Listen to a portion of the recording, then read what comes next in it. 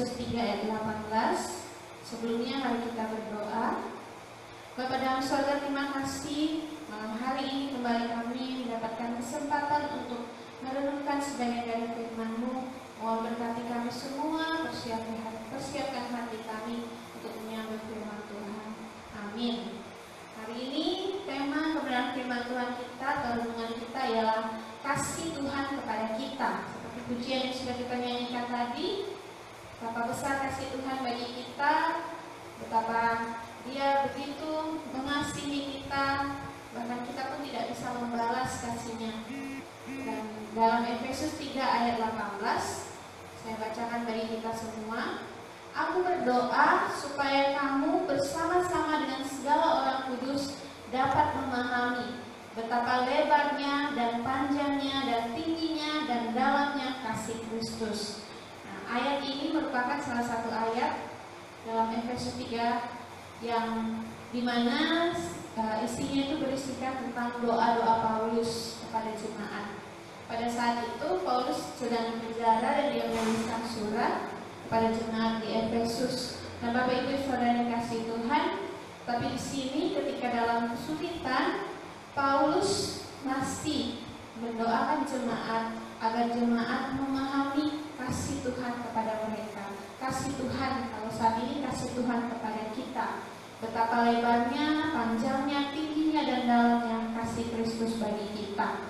Nah, Bapak Ibu Saudara-saudara yang kasih Tuhan, sebelum kita lebih jauh masuk dalam firman Tuhan ini, mari kita renungkan betapa besar kasih Tuhan dalam kehidupan kita. Kalau kita pikirkan ya, detik demi detik, hari, minggu demi minggu, bulan, bahkan tahun demi tahun, kasih Tuhan itu tidak pernah berubah dalam hidup kita. Bahkan kita tidak dapat menghitung setiap kebaikan Tuhan. Kalau dalam Efesus ini dikatakan kita tidak bisa menghitung betapa lebar, betapa panjang, tinggi, dan dalamnya kasih Tuhan itu dalam hidup kita. Memang di luar istilahnya banyak kita mendengar cerita-cerita tentang kasih yang ada di dunia ini. Kita mungkin melihat video-video yang menyentuh hati tentang kasih seseorang, atau saat ini kita dapat melihat bagaimana banyak orang yang menolong satu sama lain, memberikan bantuan, donasi, memberikan perhatian dan lain sebagainya. Tapi Bapak Ibu yang dikasihi Tuhan, kalau kita merenungkan kasih Tuhan bagi hidup kita, semua apa yang boleh dunia berikan atau kasih atau cerita atau istilahnya perbuatan baik yang orang lakukan di sekitar kita yang kita lihat sebagai kasih itu tidak sebanding dengan kebaikan Tuhan dalam hidup kita. Kasih Tuhan itu sangat jauh berbeda dari kasih lainnya yang ada di dunia ini. Sebaik-baiknya seseorang itu tidak akan melampaui kasih Tuhan kepada kita. Dan karena itu Bapak Ibu yang dikasihi Tuhan, malam hari ini kita akan merenungkan kebenaran firman Tuhan. Ada 3 hal karakteristik dari kasih Tuhan kepada umatnya yang sudah paten, tidak bisa berubah. Ada 3 hal atau garis besar karakteristik kasih Tuhan kepada umatnya, atau sifat dari kasih Tuhan yang misalnya sudah paten, yang tidak bisa diganggu-gugat bagi umatnya. Yang pertama, kasih Tuhan itu kepada kita tidak berubah. Kita bisa melihat dalam Mazmur 117 ayat 2 dikatakan, sebab kasih-Nya hebat atas kita dan kesetiaan Tuhan untuk selama-lamanya. Haleluya. Di sini tidak berubah, artinya kasih Tuhan itu terus mengalir. Saya tidak berhenti sampai selama-lamanya. Jadi arti dari tidak kasih Tuhan tidak berubah itu, kasih Tuhan mengalir terus menerus, tiada berhenti sampai selama-lamanya. Itu arti makna dari kata tidak berubah. Sangat jauh berbeda dengan kasih manusia yang bersifat sementara. Kita sebagai manusia dan kita juga sadari kita mudah sekali berubah, sangat bergantung dengan situasi dan kondisi untuk mengasihi orang. Tetapi kasih Tuhan tidak dapat dipengaruhi oleh apapun. Bahkan perbuatan baik kita, bahkan mungkin semua pengorbanan kita, pelayanan kita itu tidak mempengaruhi kasih Tuhan. Bahkan kita tidak bisa istilahnya menyogok Tuhan dengan perbuatan baik kita supaya Tuhan mengasihi kita.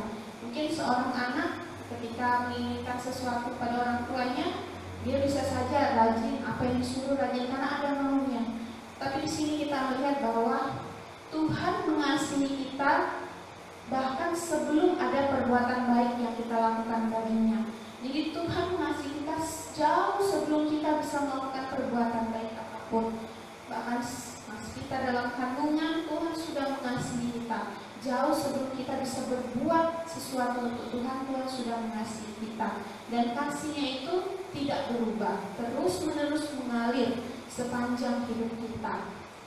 Dan itu merupakan poin pertama bagi kita malam hari ini, tentang bagaimana karakteristik dari kasih Tuhan kepada umatnya, yaitu tidak berubah. Meskipun dalam kondisi apapun yang kita alami, mungkin kita sedang kecewa kepada Tuhan, atau mungkin kita sedang merasa kok Tuhan tidak memperhatikan hidup saya, tetapi di sini kita kembali diingatkan dalam Mazmur 117 ayat 2 bahwa kasih Allah itu hebat atas kita, kesetiaan Tuhan itu untuk selama-lamanya. Dan di sini yang kedua, karakteristik kasih Tuhan kepada umatnya atau kepada kita ialah sempurna. Artinya kasih Tuhan itu sepenuhnya benar-benar lengkap dan utuh. Nah, Bapak Ibu saudara-saudara yang dikasihi Tuhan, terkadang memang Tuhan memberikan kepada kita bukan apa yang menjadi keinginan kita, tetapi apa yang menjadi kebutuhan kita. Karena apa? Karena kasih Tuhan itu sempurna. Dia tahu benar apa yang istilahnya paling kita butuhkan. Dia tahu benar apa yang sebenarnya kita perlukan, atau yang sebenarnya harus atau yang terbaik terjadi dalam kehidupan kita. Meskipun kalau sekarang kondisi corona, kita meyakini bahwa kasih Tuhan itu sepenuhnya benar-benar lengkap dan utuh. Bahkan dalam kondisi saat ini pun kita harus menyadari ada maksud dan rencana Tuhan. Karena itu Bapak Ibu saudara-saudara yang kasih Tuhan, jangan pernah sekali-kali kita mengukur besarnya kasih Tuhan itu dengan keadaan yang kita alami.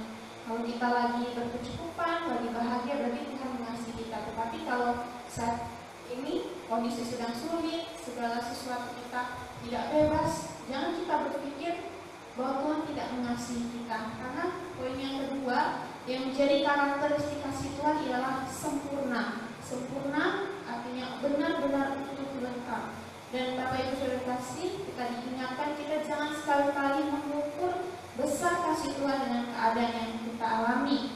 Namun kita harus mengukur kasih Tuhan itu seperti beberapa minggu lalu kita sudah merayakan Paskah, bahkan sebelumnya sudah Jumat Agung. Kita melihat bagaimana pengorbanan Tuhan di kayu salib bagi kita. Salib merupakan bukti nyata betapa sempurna kasih Tuhan kepada kita. Tidak ada seorang pun yang mau mati bagi kita dengan cara demikian. Hanya Yesus yang mau melakukan hal tersebut. Itu merupakan bagian utama yang harus kita lihat, betapa sempurnanya, betapa totalnya Tuhan mengasihi kita, bahkan sampai mati di kayu salib. Kalau sekarang kita semua dunia bergumul akan wabah corona yang terjadi, itu tidak membatasi kasih Tuhan bagi kita, karena kita sudah melihat betapa total dan sempurnanya kasih Tuhan itu. Nah, Bapak Ibu yang kasih Tuhan, kalau yang pertama kasih Tuhan tidak berubah dari dulu, sekarang sampai selamanya. Yang kedua kita lihat bahwa kasih Tuhan itu sempurna bagi setiap umatnya. Dan yang terakhir, yang ketiga, kasih Tuhan itu tak bersyarat. Dikatakan kita mengasihi karena Allah lebih dahulu mengasihi kita. Bahkan Roma 5 ayat 8 dikatakan Allah menunjukkan kasih-Nya kepada kita oleh karena Kristus telah mati untuk kita ketika kita masih berdosa. Nah, Bapak Ibu yang kasih Tuhan, ini sangat berbeda dengan kasih kita sebagai manusia yang bersyarat. Seringkali kita mau mengasihi orang yang mengasihi kita saja, atau orang yang baik sama kita, kita baik.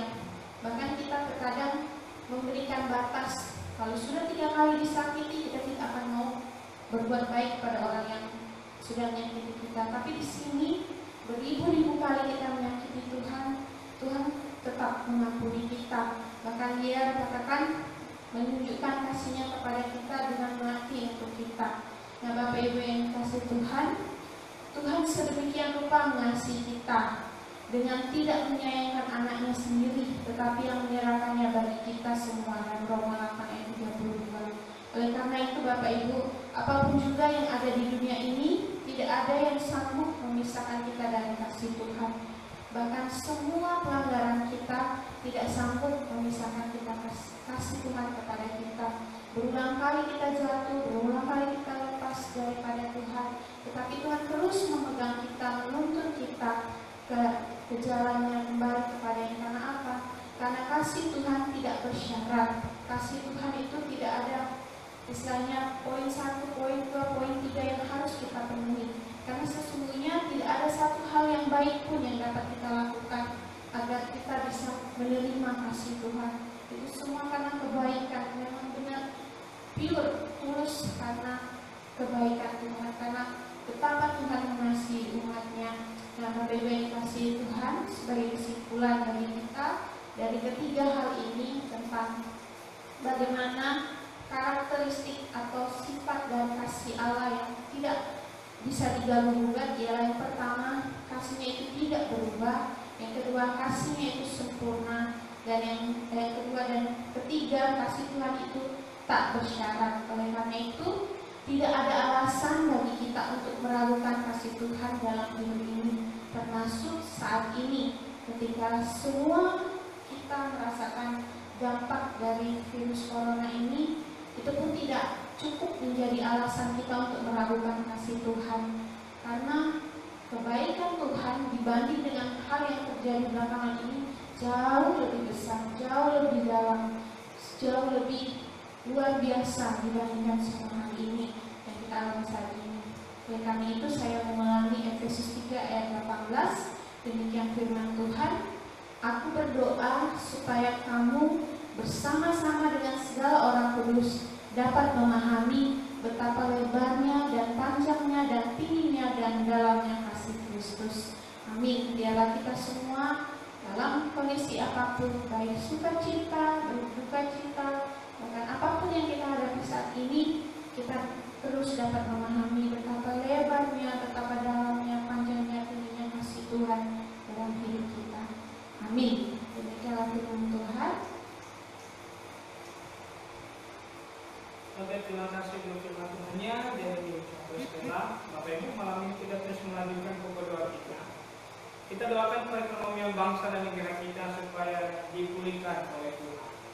Demikian juga perekonomian setiap jemaat terhadap pekerjaan. Bapa di dalam surga, kami terus berdoa untuk perekonomian bangsa dan negara.